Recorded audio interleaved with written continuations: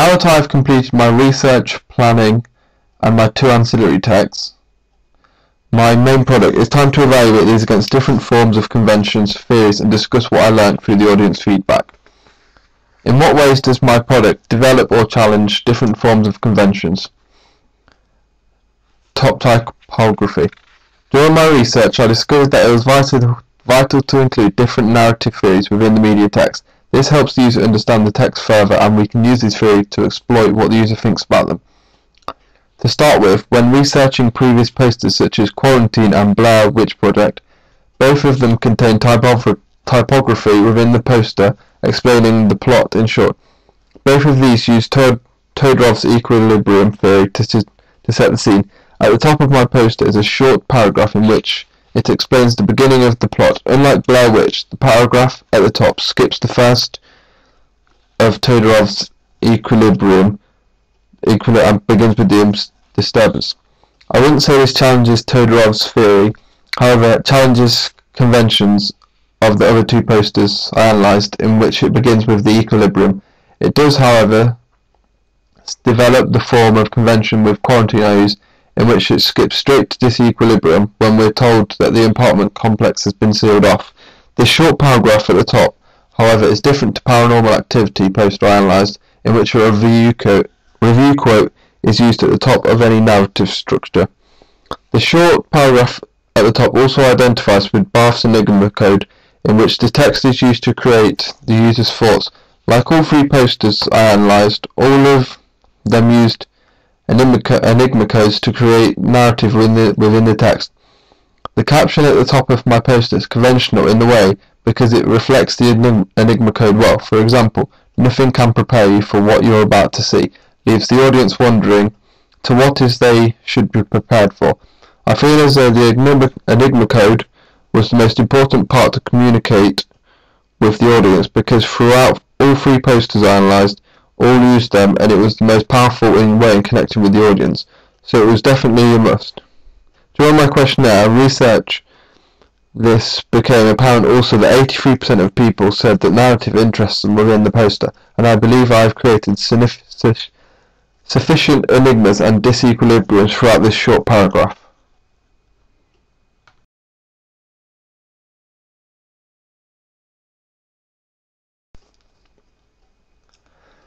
Imagery. When asking what the most important part of the poster was, the majority feedback was the imagery. This led me to understand that I had to create a sound imagery on the poster which reflected the narrative of the film, represented the characters well, and fit in with the overall theme of the text. Looking at the main image, I felt it conventionally fit well. When analysing previous posters, I realised they all offered handheld style images because they were all handheld films. This led me to develop amateur camera style feel using scan lines and the rec button on the screen. The fact that all 3 were set at night was a big thing, and as conventionally horror films are set at night, and I had to make this sure this was displayed through imagery also. The image consists of the 2 main characters of the film, a male and a female, who'd just been awakened by some sort of happening. It represents an extreme long shot of the couple in bed. I decided upon the extreme long shot so you could see the rest of the environment, unlike Blair Witch and Quarantine, which both use extreme close-ups to show the emotion and fear upon the character's face. I felt this was more conventional, like Paranormal Activities, in which the environment around them was more important than the emotion upon the couple themselves. This meant that the mise-en-scène was all viewable. This way was the best to go, as I wanted to represent the couple as being insignificant and isolated within their own home. As V. Prop would suggest, the couple in the image could be described as the pawns of the state, trapped in the institution. Levi Strauss's theory could suggest a binary opposition within the image also. Light and dark could be identified within the poster through the light above the couple's head, representing them as the good, while in the corner of the room, darkness and shadows representing the bad. This would also justify the good versus bad identification as well.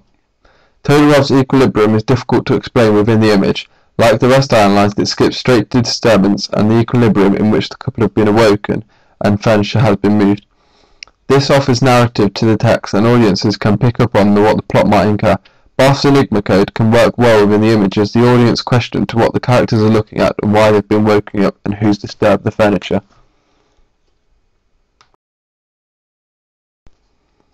Title. When creating my main title, it was important to look at previous posters of my genre and understand what fonts they'd used, colours, and where they'd placed it. I found it was conventional to place the title towards the bottom of the page, as the main image took up the top half. Therefore, I was most advised to place it roughly 3/4 down the page, in which I did. Looking at the handheld camera style films, the main titles in them tended to be large, and they were all in uppercase. 2 out of 3 of them were both bold and distorted, and these were the films I was trying to emulate most. Therefore, I chose a conventional font which represented the name of the film, Supernatural Phenomenon. I feel as though the scan lines within and around the font helped to represent the handheld camera theme, and the distortion also helped give the feeling of something paranormal. As 38% told me in my questionnaire that the heading within the poster was the most important part, this was vital to get right. During my focus group, the feedback I gained on colour schemes was very helpful. The general feedback was that red and black was the most conventional, therefore I decided to use those colours. I was tempted to use green and black. However, during my research, I was told that this represented the sci-fi genre too much, not the horror. The title I chose, Supernatural Phenomenon, because the words were conventional, supernatural meaning something which isn't normal or ghost-like, and phenomenon meaning something powerful. Paired together, I believe this to create a good conventional title for a genre which portrays the narrative very well. Tagline. What works while you sleep, never sleep alone, is both directly aimed at the audience and powerfully enigmatic taglines. Using Barth's Enigma code, this creates a question within the audience's mind to exactly what does lurk while you sleep. Looking at the paranormal activity I analysed, it uses similar taglines to represent enigmas created throughout the plot. During my research, 9 out of 15 people told me that yes, a tagline would definitely attract you to see the film. Therefore, this I felt was definitely appropriate.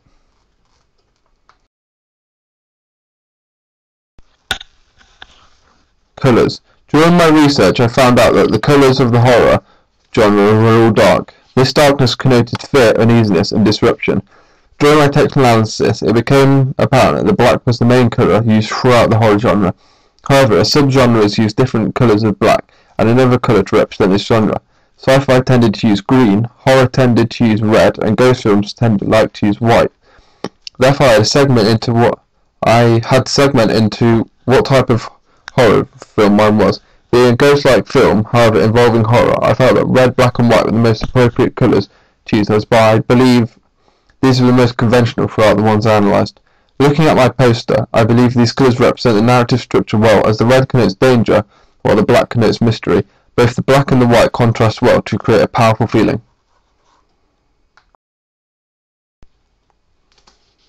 Audience and representation. The hypodermic syringe model was conventional during my research on posters, making the audience feel weak and the text powerful. Throughout the imagery, making the characters are represented as vulnerable, hence the hand over the mouth and shocked, and the isolation in the house, which could also lead to Levi Strauss's binary opposition, being trapped in your own home. This makes the audience feel weak as the characters, and is commonly used throughout posters such as Quarantine and Paranormal Activity.